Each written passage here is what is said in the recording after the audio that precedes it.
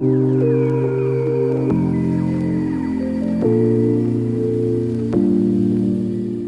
guys, what's up? Welcome back to my channel.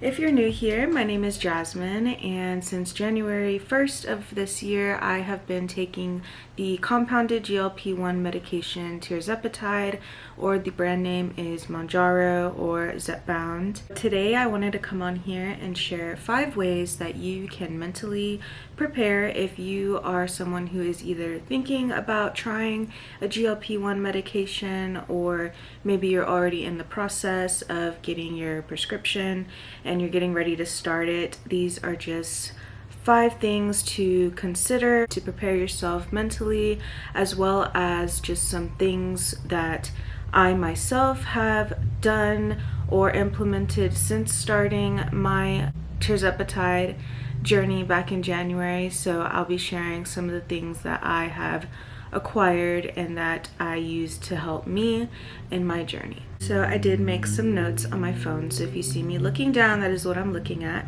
But just to start off, I think the first thing that anyone who is thinking about starting a GLP-1 medication should think about and consider is doing your research on the drugs. I feel like there is a lot of information out there about these medications. There's also a lot of misinformation. So definitely do your own research and really look into how exactly these drugs work. Also, what are the potential side effects? What are the potential risk factors? Things that could go wrong, especially signs and symptoms to watch for, because with any medication, there are certain risk factors, and that includes GLP-1 medications.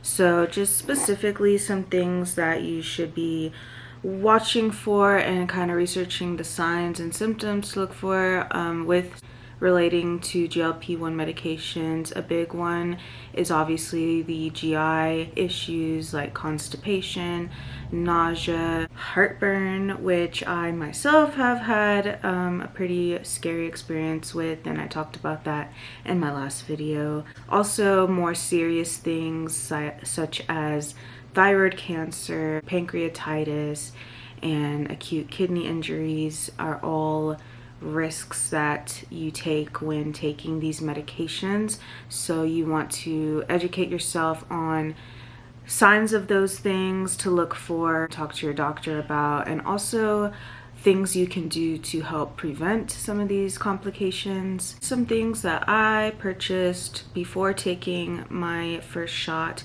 just so I could have them on hand. Papaya enzymes, and I know they have different kind of digestive enzymes, but these are to help support your digestion, because one of the major components of GLP-1 medications, and really their mechanism of action, is they basically cause your stomach to slow down the breakdown of food and digestion. Now, this is obviously what makes people feel fuller for longer, thus aiding in weight loss, but it can also lead to more serious complications such as stomach paralysis or gastroparesis. So digestive enzymes are just supposed to help kind of aid in breaking down some of the food so that it's not just sitting in your gut and leading to, potential complications from that. So the way that I use these is I take 2 of them after my meals,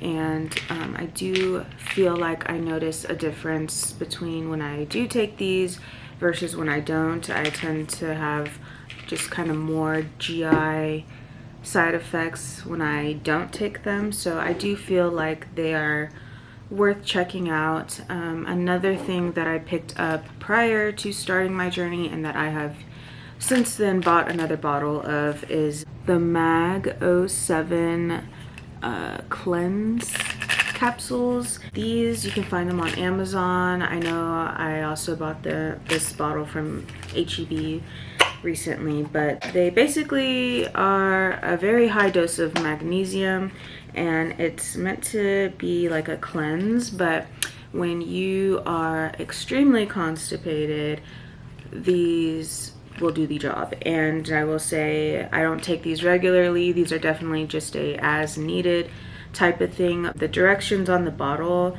say to take 3 capsules at bedtime on an empty stomach, with 8 to 12 ounces of water, used for 7 to 10 days or until desired cleanse has been attained.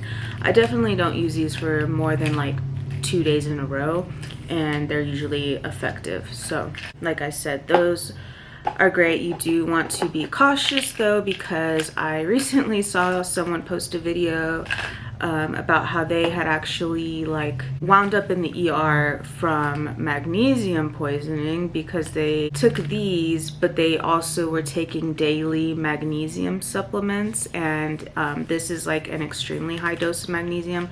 And so yeah, you want to be cautious of how much magnesium you're taking in a day. But that is just a little side note. Again, do your own research before you take any kind of supplement or medication. Another thing that I honestly have been taking since before I was on GLP-1 medications, but I feel like it's worth mentioning, is some type of fiber supplement. This one is just the generic HEB brand of Benefiber, but I know they have like fiber gummies and they have all kinds of different ways you can take fiber.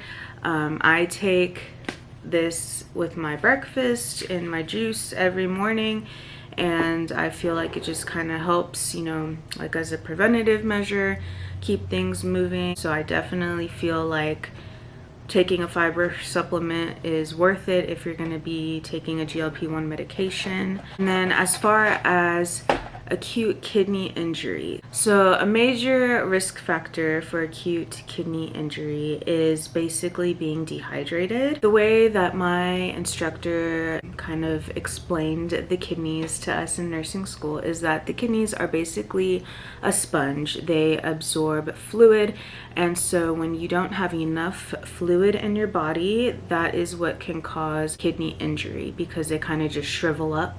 And so you want to make sure that you are drinking plenty of fluids, specifically water. You want to have lots of water, but also lots of electrolytes, because electrolytes are basically minerals in your body that attract water and pull water in. And so drinking electrolytes can kind of just amp up your water game, basically just making the water more effective at hydrating your body. One thing I recently purchased is these electrolytes. They're by the brand Drip Drop, the 0 sugar, and they're just little packets that you can put in your water to kind of add electrolytes to your water. I have not tried these yet, so I cannot say whether they taste good or not. I will say I have tried the liquid IV ones in the past, and I'm gonna be honest, those are disgusting. And they're expensive. Those are really expensive. These I bought at HEB, and I want to say it was like $10, and this comes with 8. So electrolytes are not cheap though, honestly, anywhere you go. I know they have like the little Mio electrolyte shaker bottle things you can squirt in your water as well. Those are a little bit cheaper. Another thing that I have drank and loved for years is Gatorade Zero. I specifically love these 2 flavors. This one is the Glacier Cherry, and this one is the Orange. These are my 2 favorite flavors, but they have 0 sugar and they have electrolytes, and they're also a little pricey. But again, hydration is important, and especially when you are on a GLP-1 medication, you are at an increased risk of dehydration. Another thing that you want to research prior to starting your GLP-1 medication is how and where to inject the medication, including how to pull up the medication. If you're on a compounded version, they usually come in the little vials, and you have to use an insulin syringe to pull it up yourself. And I did make a TikTok recently showing how to actually do that properly, because I've noticed on a lot of like injection videos I've seen people are not really pulling up the drugs properly. But basically my main point in that is that if you are using compounded tirzepatide and you're pulling it up from a vial, you want to be sure you are pulling up the correct amount of air in your syringe and injecting it into the vial before you pull out the medication, because this kind of helps prevent negative pressure from building up in the vial, and it just makes it easier for the medication to come out. And this will be especially important as you get to the end of the vial, because you'll find that if there's a ton of negative pressure in there, it's hard to pull the medication out. Also, if you are using the pens, you want to research and know how and where you can inject. Basically, you want to do it in subcutaneous fat, so that's why they say in your stomach is a good place. Some people do it on the backs of their arms. I have heard people talking about doing it in their thighs. Personally, I have never injected in my thigh, but if you are going to use your thigh, you want to make sure you're doing the outer portion of your thigh, not the inner portion of your thigh, and you want to make sure it's in a fatty area. You don't want to inject it like into your muscle, because the way that the medication works, the way insulin works and GLP-1 medication, diabetes drugs work, is they work in your subcutaneous fat. That is where they're stored, and so that is where you want to place them. Just something to keep in mind. Also, you want to research proper ways to dispose of your needles. So you don't want to throw your needles in the trash. You can actually get a fine if you're ever like found to be doing that.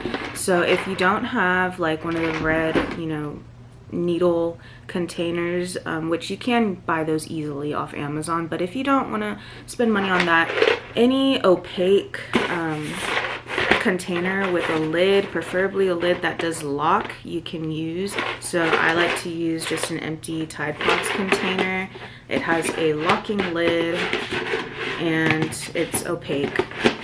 And then once this is full, you can take it to pretty much any pharmacy or even the hospital, and they'll dispose the needles for you. That is something you want to keep in mind, is have a plan for how you are going to dispose of your used needles. So the second thing you want to mentally prepare yourself for when you are getting ready to start a GLP-1 medication for weight loss is you want to have a plan for how you're actually going to lose the weight. So I think a common misconception about these weight loss injection drugs is that you can take these injections and you don't have to do anything else to actually lose weight, that these drugs are just magic in a vial and they're going to do the work for you. That is so far from the truth.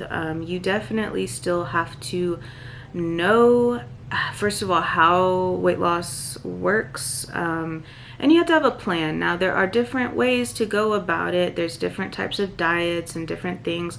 Me personally, I track my calories. That is the way I have lost weight in the past before ever being on these meds. If you're gonna be doing something else, such as some people do like keto or paleo or whatever type of diet you're planning to do, you want to do your research and be prepared for that. You want to make a grocery list, know what kind of foods you're gonna buy, and you just want to have a plan for how you're actually going to execute the weight loss, because this drug is a tool and it will help you and aid in your weight loss, but it is not solely going to make you lose weight if you do nothing else but take this drug. For me, when I was first getting ready to start my GLP-1 weight loss journey, I went on to tdeecalculator.net, and basically it just has you put in your gender, your age, weight, height. For activity level, I never really put that in. I just leave it at sedentary, and I don't put the body fat percentage. But then you press calculate and it gives you your maintenance calories as well as how many calories per week you need to eat in order to maintain, in order to not gain or lose any weight. And then from there it kind of breaks it down more. At the bottom, if you scroll down, there's where you can hit cutting, and it'll tell you how many calories you should be eating in a day. If you want to cut 500 calories per day from your calories, which would equate to about 1 pound of body fat lost in a week. This is kind of just where I started, just to get an idea of how many calories I wanted to aim for. When I was first starting out my journey, I was 343 pounds, so my calories were pretty up there. And so when I first started out, I was eating anywhere from like 2,000 to 2,100 calories a day, and I stayed on those calories for the first couple of months. I was able to lose a significant amount of weight. I lost 26 pounds in my first month just doing that. And so that is all to say that when you are going to start a weight loss journey, you don't want to crash diet. You don't want to go from eating 3,000 calories a day to 1,200 calories. What happens is your body gets used to the calories that you're eating over time, and it basically adjusts your metabolism to that amount of calories. So as time progresses, you eventually stop losing weight, and if you want to continue to lose weight, you need to adjust your calories. And so if you're already at 1,200, then it doesn't give you a lot of wiggle room to be able to cut more and more calories to continue to lose weight. Again, there are lots of different theories and ways to lose weight, but for me, with counting my calories, that is just how I do it. And I also do track my calories using the app called Healthy with an I. It used to be I Track Bites, but it's basically like a knockoff Weight Watchers, and they do have a free version. I personally do pay for the paid version, and it's not expensive. I think it's like $30 something for a whole year subscription. The only difference between the free and the paid version is that with the paid, you do get access to all of the different restaurants that they have in their system. So if you're gonna eat at like a fast food place, they do have a lot of them, their menus in here, and you can go through and pick out, you know, what you're eating and track that way. I personally, they have different like plans on it, and it's kind of, again, like the Weight Watchers program where they had the different like types of Weight Watchers plans. That's kind of what this is. So they have all those different plans, but they also have just the calories version where it will just have your calories on it, and you can also put the settings to where it also tracks your macros like protein, fat, and carbs. So that is what I use. And so really at this point in time, I am solely focused on calories. I don't really pay as close attention to macros. I do try to get a good amount of protein in, just because, you know, protein is important. For the third thing that you should do to mentally prepare yourself for your GLP-1 weight loss journey is you want to take your before measurements and pictures and videos. I have mentioned this a few times now, but at the very beginning of my journey, before I started, I did purchase a smart scale and a smart measuring tape, and these come with an app. And so this is what I have used for my entire journey, and the app that it comes with is called Fit Index. I really do like it because it has everything in one place, so my measurements and my weight are all in one place, and it also tracks everything on a graph, and it's just really visually pleasing for me. I like to have data to kind of visualize for my weight loss.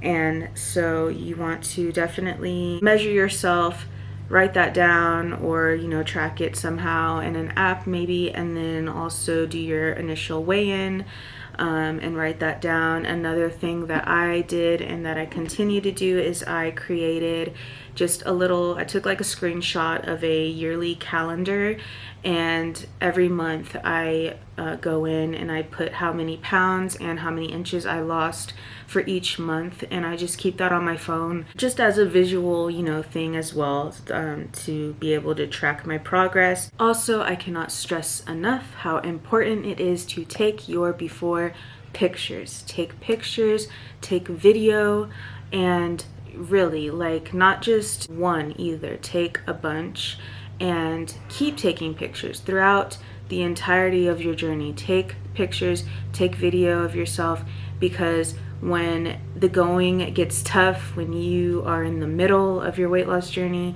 and the progress slows down and you're needing the motivation to keep going, you will find it in yourself when you have just a trove of images of yourself at your starting point to look back on and to create side by sides and to really see that progress that has taken place. That is what is going to keep you going. For the fourth way to prepare yourself mentally to start your GLP-1 weight loss journey is you need to write down your why. Get yourself a little notebook, or even make a note in your phone and really sit down with yourself, and you could even write a letter to yourself. I have done this in the past. I wrote myself a letter. Why do you want to lose the weight? Why are you going on this journey? And it can be for aesthetic reasons. If that's part of it, that's great, but what is the deeper reason as well? Because if it's solely based on you just want to look good, I don't feel like that is the only reason most people want to lose weight, especially if you are like myself and you have a large amount of weight you need to lose. I feel like you really need to dig down and find a deeper reason and meaning behind it, because if it's solely for aesthetic reasons, that's very shallow, and it's not gonna really keep you going again during those hard times. And also, it's not gonna make it to where you can really change your lifestyle. I feel like you have to really want to change your lifestyle in order for this to stick. And so I feel like, sitting down and taking the time to mentally really think about why do I want to do this is really important, because again, it's something that you can have to look back at whenever you're struggling and, feeling like you're just not wanting to go on. So for my final way to mentally prepare yourself for your GLP-1 weight loss journey is you really need to have a plan for what you are going to do once you come off of the medication. So again, what this comes back to is that this drug is a tool, but it is not a means.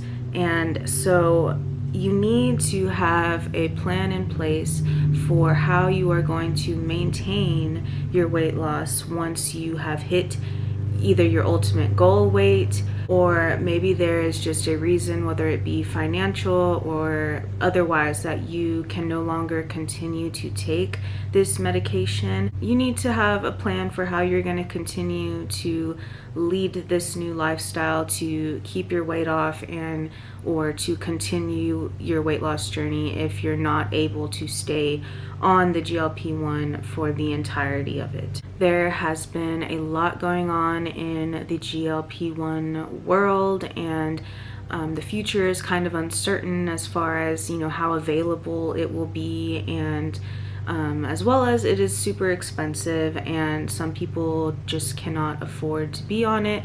Maybe you have an insurance change that your insurance no longer covers it. Anything can happen. On top of the fact that once you do hit your ultimate goal weight, while some people may need to remain on this type of medication for the rest of their lives, a lot of people go into more like a maintenance mode where they maybe just take it on a more as needed basis. And so again, it all boils back to you need to have your tools in your toolbox for how you are going to maintain your lifestyle, and realize that this drug is just a tool and that it only really works if you put in the work. So anyways guys, that is going to be all for today's video. I really appreciate it if you made it this far, and I really just want to say I have been loving all of the wonderful comments and lovely subscribers I have been getting here recently. It's been really awesome just kind of chatting with y'all, and I really appreciate the kind words of encouragement as well. So if you haven't subscribed, please consider. If you are interested in this type of content. And also I will mention I did make a new TikTok recently, and I will have it linked down below if you want to check that out. I also post my weight loss content over there. So other than that, guys, I appreciate y'all for watching again, and please feel free to comment and like, and I will see you guys in my next video.